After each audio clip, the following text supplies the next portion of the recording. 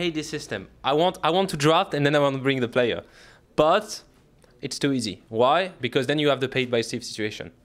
Steve would buy Faker, BDD, Michael Jordan, you know.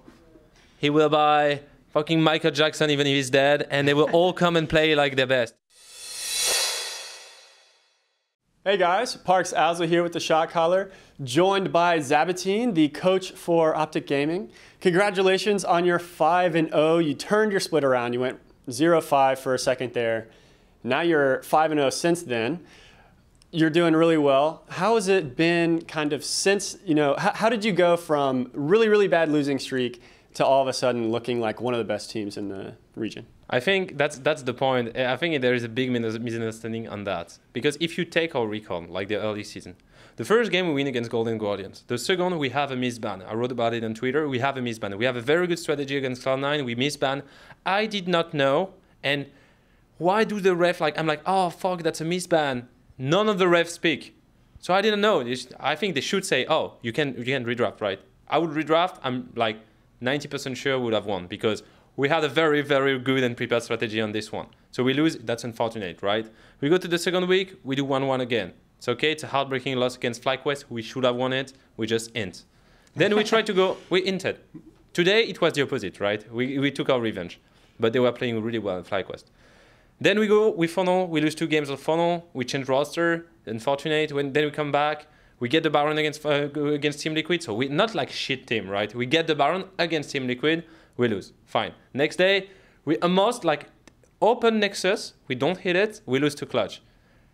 What changed? We just hit the Nexus, right? This is not like if we were an absolutely atrocious team, it's just people base their judgment too much on recall.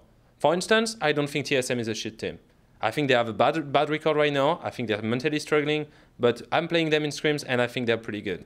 But the point is people will only look at the record and they will use the record to make them point instead of looking at the actual play and trying to find excuses to the player not performing right. So now OpTic is like, oh, they are super strong, but we were strong. We just had a bad time, right? And that's how we just came back because now I think we're showing more our actual level. So with Clutch in a similar situation then, recently going, I think 0-5 in their last 5 games.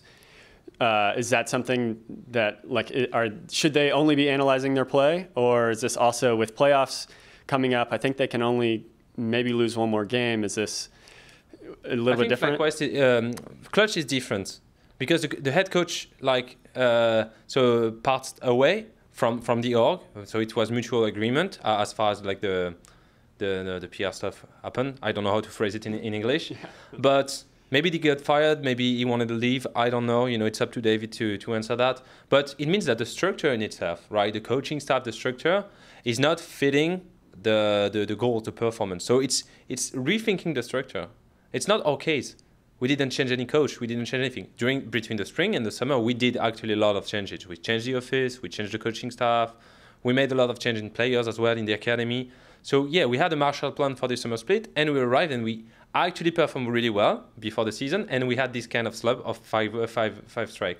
Clutch has organizational issues right now. It seems so. I'm not in the private, right? But this is what it looks like. So I think for them it's much harder, especially when you're a player, to carry all the I would say structural problem on your shoulder and go on stage free, with the mind free mind. Whereas all players at OpTic, they come, they just think about what they have to do, right? It's completely different. I think it's the difference. TSM, I think it kind of struggle as well, changing song for Lost Boy, then they come back with song and Lost Boy on stage. It's just harder for them. I just think we're doing fine, and we had a slump. They have things to change in order to achieve, do pretty much what we did, is figure out what was good and what was bad, and just improve what was bad, probably for the next split. So yeah, they definitely are in a little bit of a different situation, and we'll see how that pans out. You mentioned a lot of these off-season changes that happened for you guys. One of the big ones was you went, you added a bunch of staff and stuff like that, but you also got better scrims. And not only were you performing better, but you were getting offers from teams that had previously kind of denied scrimming with you guys. So talk to me a little bit about scrim culture, because I know, that happened, and then you did go on this losing streak. Did people stop scrimming with you? Were all of the extra scrims actually, did that contribute to any of that? To be honest, I'm phrasing it that way. It's no blame for any manager and any coach because everybody's trying to make the best out of their time and understand. I think the scrim situation is really poor right now because we're in BO1 situation. BO1 pretty poorly reflect the actual level of a team. Everybody agrees on that, right? You will never see a coach saying that. Therefore, like it actually directly implies that you will have less scrim if you go O2. But you understand that after first or second week, you have only 4 matches played. If you're 0-4, okay. But the difference between a 2-4, a 3-3, or a 4-2 team is pretty much nothing, right? And you still have this kind of hierarchy. I'm going to ask the top teams. I spoke a lot about this with Tyler. I get along with the Golden Guardian coach, and we are in the same situation. First year, new org, poor result in spring. And I was like, oh dude, how scrim's going? It's like, everybody wants to scrim us. I'm like, yes, it's the same for us. And I think it shouldn't be that way because we are the same team. We're having the same result in scrims. Just the small things change on stage, but stage is one thing. How you want to train is another thing, right? If you have a team that's the best team in the world, but chokes completely on stage, would you scrim them? Yes, fuck yes. I'm screaming a lot of academy because they're fucking good. So I want to scream them. I have no problem with that. It's not because they have academy. They don't have the right to play on stage. Maybe they would do better than some LCS teams. It's good training. And this is it's the only purpose. If it's good training, I'm taking it. Whether it's Golden Guardians, Team Liquid, or your record, I don't care. I want you to be on time. I want you to accept sometimes remaking because the game is queued. I want you to play slow and try to do macro and not animal. And if you have cheesy stuff, just like accept. We accept you doing cheesy stuff, accept us doing cheesy stuff sometimes, right? And it works well. And I think this scrim culture is not common. There are teams, there are coaches that on one hand are really happy with like, when they're losing, they're really happy that people give them scrims, but when they're winning, they don't always give this. And I think it's not a blame on them. I just feel like even if you want to maximize your time, you should always look for what a team can bring to you. Because tomorrow I'm going to scrim a Turkish team, and it's going to be like, I'm going to learn a lot. You know, we scrim some teams, EU teams during the Rift Rivals, really good training. Different whoever pushing the game, you speak to the coaches like, you guys, you have a culture of doing this and that. We do this and that in Europe, and we feel this is pretty strong. And you're like, oh yeah, this is pretty strong. I want to do that now. So that's the point. It's just we should share more and organize more the scrimmages in a way that you scrim pretty much everyone at least once or twice in the split, and you care a little bit less about like the rankings because they don't reflect the actual value of a team to me. And so, do you actually see a big Sorry, have you? Long answer. No, it's great. It's great.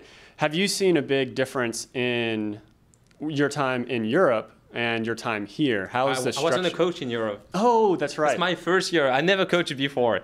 I was a caster. I know there is different culture in Europe, and I think it's even harder. Like if you're bad in rankings, but I would say in Europe there's a big difference. Is like low teams like H2K.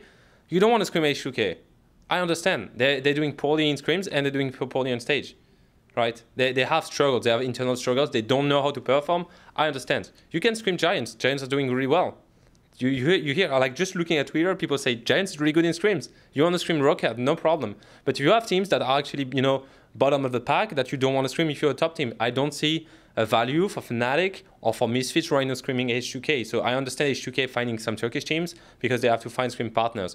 In NA, what's the difference between Team Liquid and Cloud9? What's the difference between Golden Guardians and Clutch Gaming? What's the difference? What's the actual? Do you think you're going to like sit down and reinvent the wheel and learn a lot about the game because you're screaming Team Liquid once? No. So every team is kind of the same pack. Scream whoever comes to you and be nice once. And I think it's the best. To me, it's the right approach. Well, hopefully we will see, maybe a better mindset going forward, especially as we get closer to Worlds. Every week, it's pretty imperative that we all learn from each other, for especially the top 3 teams. So another change that just happened is we now can see two coaches on stage, and you mentioned that with TSM and stuff like that. You had Croissant come and join you. What was it like? Is it something that you feel like you utilize really well? Is it something you're still kind of working out? Are you going to continue doing that going forward? I think, it's the Dumbo feather. Dumbo can fly without the feather, but he's happy to have it. I work a lot on draft with Croissant. I really like this guy. And I feel this is the thing is this guy have a little bit of spotlight, even if he's completely useless during one draft, right? Even if he speaks 0 word. it's good to see him. You would never ask me a question about Croissant. You would never do it if he wasn't on stage today. And this guy works a lot. So it's just giving them a little bit of props for what they do on a daily basis and cheering for them, because I think that behind head coaches, there's a lot of good brains as well. And as long as I think I have a good approach of the draft, sometimes he come to me and it's like, Zab, this is bad, and we just discuss. So he helps me improving. I help him improving like on some other aspect of the game. But I feel, after all, I think everybody should receive a little bit of spotlight for what they do, if they want so. For instance, Cop is not really a spotlight guy. And that's how I see it. So do we use it well? I don't know. It's the first time. We won, so we have 100% win rate with Croissant. There you go. Did the draft went the way we expected? Yes, perfectly. So I'm really happy with that. Was it because Croissant was on stage? No. Was it because Croissant worked a lot with me and the players before for like 4 or 5 hours? Yes, probably. Probably yes. So I'm just happy that the person who's working can be on stage. Do you think that it's something that everyone should do for this reason, regardless of if they're helping or not? Because we have seen teams, some just, nope, we're doing the same thing. We don't want to change anything up. Do you feel like even if they're there just looking pretty, is that? I think the only issue I have with this decision is if you have a coach that's really good but drafts poorly, I think it's part of your job, right? I think it's like 5% of your job, drafting. But it's 5% that are extremely important, because if you don't give the proper tool, even if you have like really good workers, it will not work, right? So that's my, like, I think it's kind of coach pride as well. Like, you come and you want to draft, you want to speak with the players, you want to get the best, and I think some coach can just use someone else. It's like two brains at once, but then you can have someone who's just monitoring, the macro and speaking. And you can have like 5 coaches eventually, 1 per player, plus the head coach, plus the drafter. You can always add people, and at some point, it's up to the coach that has the fastest mind and the fastest way to adapt and communicate with his players. And it's the relation that you build on the long run with your players, that they trust you and you trust them. And I think it kind of destroyed this. So I think there's upsides and downsides. So I'm saying overall, I don't mind. I just think that for some people it would be too much of a help, that if you're a bad drafter and your head coach, it's pretty bad. But at the same time, Riot wants the head coach to be drafting, which I don't think is right. For instance, if I'm terrible drafter and Croissant is a brilliant drafter, I shouldn't be on stage. He should be doing the draft, because he's just doing the draft on stage, right? So no, I can do my thing and he can do his thing at the same time. It's compensating something that doesn't need to be done, but it's done, and I'm not complaining. For sure. And it is a trial period, so we'll see what happens. And actually, yeah, I mean, maybe if it's 5% of your job, but now it can be 0% because he's here, then, still no? No, never. This is what I'm saying. It's like, speaking about the picks is nothing. Working, like, I think we spent 4 hours on this draft today. It's 4 hours. It's super long. And I'm not speaking about my personal job and his personal job. Croissant is doing an amazing job. Then just saying do you want Syndra? Yes, Syndra. There's nothing. It's 1%. So it's just small part, big impact. Okay. And I guess to your point, it should, for the most part, it should all be done ahead of time. Okay, so speaking of all of that, your development with players this year, in particular, I'm curious about Dokla and Alorum and how they are interacting. And we've seen before, like, Cloud9 comes to mind with the sword and the shield narrative of Ray and Impact. Are these guys, they've both been vocal about how they're using each other and playing off of each other. Is that something that they are mostly doing on their own, or did they have, you and the staff helping them to realize what each does better than the other? I think they have a pretty good grasp on what they're good at. I think with Dokla and Alorum, it's pretty easy. Alorum is a tank player, Dokla is a carry player. They know it. Like, you just look at their record in solo queue, Dokla, you will never see Alorum playing a Fiora, right? So there is no surprise. Both of them are hard workers. Both of them are eager to work, to improve a lot. And both of them, I think this is I think as a coach, this split, I think it's one of my biggest pride as a coaching staff and even management, so Keaton and Romain, is we managed to build an atmosphere, a working environment where being in an academy is not a punishment, and being an LCS is not a reward. It's just a whole group of people that are working all at once for the same goal. So we have this joke, because Academy lost 0-2 and we won 2-0. Academy lost 0-2, we won 2-0, and this week Academy lost 0-2 and we were 1-0, right? And we're like, guys, can you keep losing? And we make this joke. But if you are in a competitive atmosphere and you say that, it should hurt their feeling.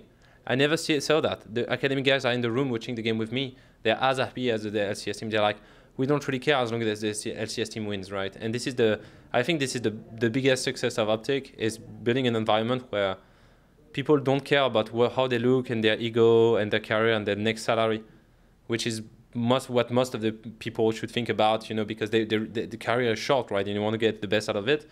I think here it's all about, do we win LCS this week? Do we win LCS the next week? Will we make it to playoff? And I think everybody works with each other. So sometimes it's even like the AD carry Eclipse coming to PO and it's like, man, how do you do that? I want to see that. You should try this build.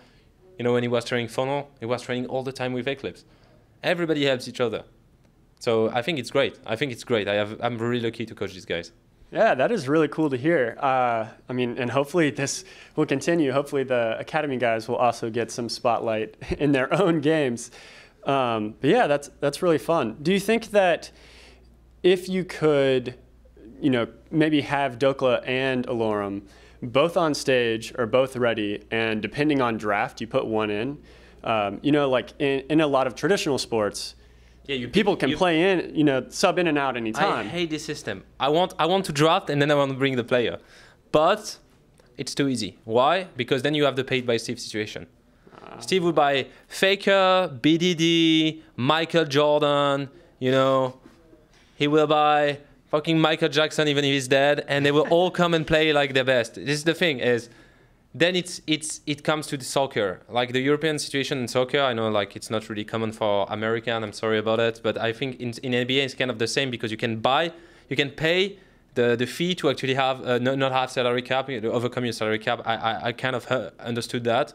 So it's pretty much the same. The one that has the best money just drafts, and then you're like, oh, I have 7 OTPs that I pay, so like minimum, even if it's the minimum, it's something, right? The minimum salary in LCS. I pay them all the minimum salary. I'm like, oh, I have a Fiora, let's go. Oh no, I have Queen, let's go. And it's bad, because you're not taking the best out of your player. You're just picking the best player out of your strategy. And I don't think it should be that way. You should have a limit of 2 people per team, but then it's unfair, because you can sign as many players as you want, and if you want to make tryouts in the academy to actually bring the best tier 2 player, you can't anymore. Or you have to, once you have 2 players playing in the same position, not a single third one can come. But what about Smoothie then? Can he come because he has been transferred? So then it's out of control, and I think it could be poor. But for Alorim Dokla, yes, sometimes I would like to be, can you pick this tank? Yes, okay, let's go. But it's not the rule, so I have to accept it. Well, I guess, it probably won't change, but I'm always curious about people's thoughts on that. Lastly, before we go, I'm also curious about you guys as OpTic.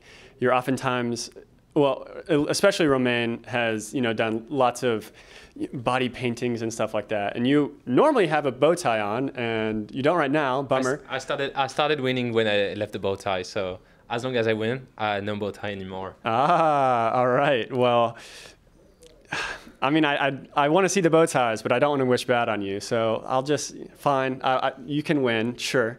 But when I talked to Romain earlier, he said it's really hard to get out there and do crazy stuff for a team that's not winning all the time. Well, you're on a 5-game win streak. Are there any plans to start having some fun and cheer up the crowd? I think there is a thin barrier between doing something really funny and doing something really cringy.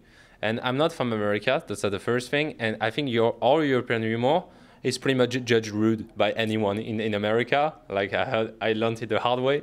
So I don't wanna be overcome any kind of barrier or hurt anyone's feeling. We used to make, when you look at EU, like LCS, they make a lot of punchlines, They're like, this team, yeah, what a bunch of clowns. Yeah, it's a free win tomorrow, see you on the Rift.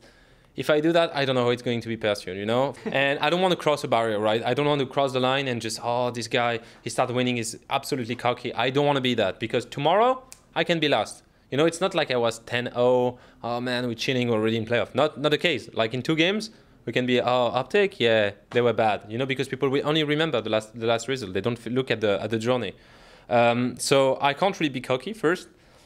And second thing is, I want to do crazy thing, yes. I want to do crazy content, yes. But OpTic on League is new. It's a new young brand. And if you try too hard to create reach, you're just going to look cringy, right? You're going to look like you're begging for it. And I think it's hard. So time is all it takes. Let me the time to understand more the American humor. Let me the time to improve my English accent. Let's remain the time to come back a little bit more in LA. Let us hire more people to create content, and then OpTic will have actually an insane content. I promise you we'll have the best content in NA. I look forward to that. It's always super fun. Even the bow ties, I know you're not wearing them anymore, but it's nice to see the flavors of OpTic and you and Romain specifically. Thank you so much for the interview. I really appreciate it. Thank you so much. It's been fascinating learning about some of the structure and stuff behind the scenes that we don't always get to see. So I appreciate that. And thank you guys for watching, and we will catch you next time. Hey guys, thank you so much for watching that video. To see some more Shotcaller League of Legends content, you can find some videos off to the side, or like and subscribe. And also, please share it with your friends. Thank you so much for watching. We really appreciate it, and we will see you guys next time.